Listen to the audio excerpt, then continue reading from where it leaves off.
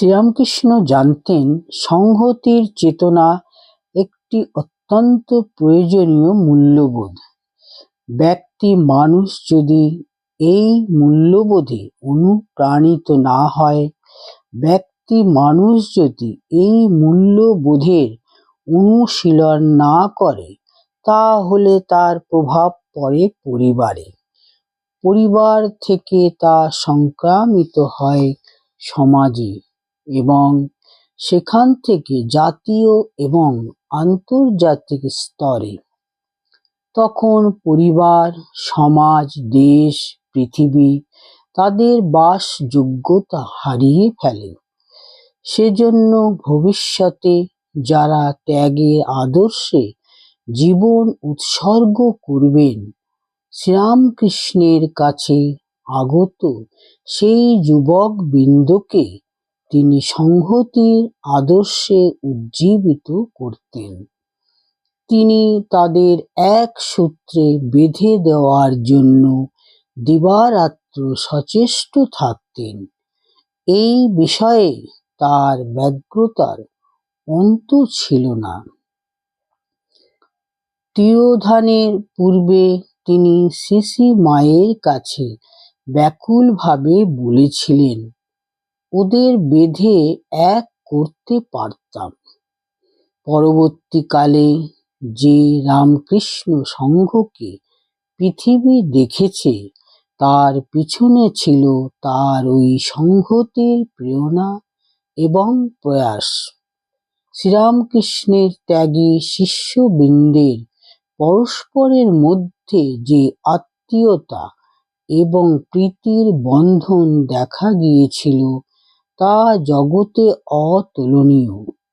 এই অপূর্ব সংহতিকে বাস্তবে রূপদানের মূল দায়িত্ব তিনি অর্পণ করেছিলেন তার প্রধান শিষ্য নরেন্দ্রনাথ তথা স্বামী বিবেকানন্দের উপর। 1890 খ্রিস্টাব্দের 26শে মে কাশীর প্রমোদা দাস মিত্রকে স্বামীজি লিখেছিলেন, আমার উপর তাহার অর্থাৎ শ্রীরামকৃষ্ণের নির্দেশ এই যে, তাহার দ্বারা স্থাপিত এই ত্যাগী মণ্ডলীর দাসত্ব আমি করিব। ইহাতে যাহা হইবার হইবে, এবং স্বর্গ বা নরক বা মুক্তি যাহাই আসুক, লইতে রাজি আছি।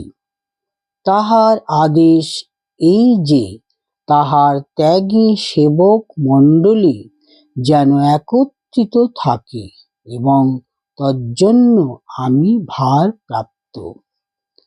শ্রীরামকৃষ্ণের আকুতি এবং নির্দেশের কথা শ্রীমা জানতেন।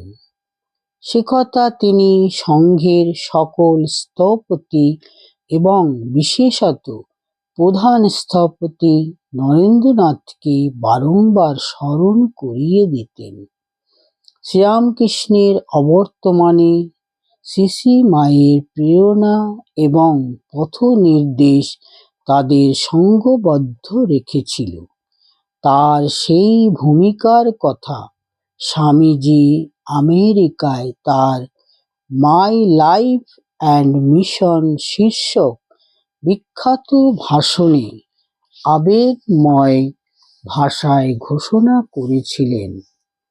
শ্রীরামকৃষ্ণের তিরোধানের পর তার ত্যাগী সন্তানেরা যখন তপস্যা ও বৈরাগ্যের প্রেরণায় তীর্থাদি পরিক্রমা করছেন, তখন শ্রীমা উদ্বেগে বিনিদ্র রাত্রি যাপন করছেন।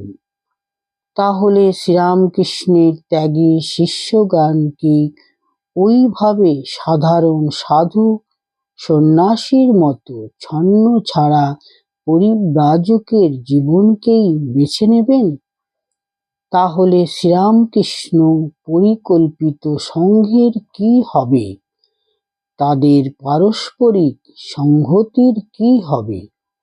পরবর্তীকালে তিনি নিজেই বলেছেন, আহা, এর জন্যে ঠাকুরের কাছে কত কেঁদেছি, প্রার্থনা করেছি, তবে তো আজ তার কৃপায় মঠ টঠ যা কিছু।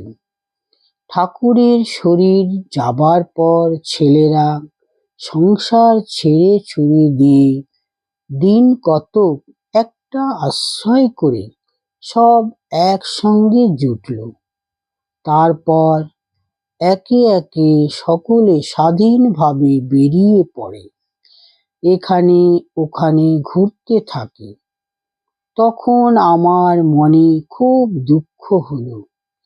ঠাকুরের কাছে এই বলে প্রার্থনা করতে লাগলুম, ঠাকুর, তুমি এলে, এই কজনকে নিয়ে লীলা করে আনন্দ করে চলে গেলে, আর অমনি সব শেষ হয়ে গেল।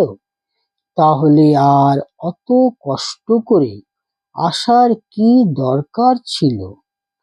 কাশী বৃন্দাবনে দেখেছি অনেক সাধু ভিক্ষা করে খায় আর গাছতলায় ঘুরে ঘুরে বেড়ায়। সেরকম সাধুর তো অভাব নেই। আমার প্রার্থনা তোমার নামে, তোমাকে আশ্রয় করে যারা বেরুবে তারা সব তোমাকে আর তোমার ভাব উপদেশ নিয়ে এক স্থানে একসঙ্গে থাকবে, আর এই সব সংসার তাপদগ্ধ লোকেরা তাদের কাছে এসে তোমার কথা শুনে শান্তি পাবে। এই জন্যই তো তোমার আশা। ওদের ঘুরে ঘুরে বেড়ানো দেখে আমার প্রাণ ব্যাকুল হয়ে ওঠে। তারপর থেকে দেখি নরেন আমার ধীরে ধীরে এই সব মঠ টঠ করলে।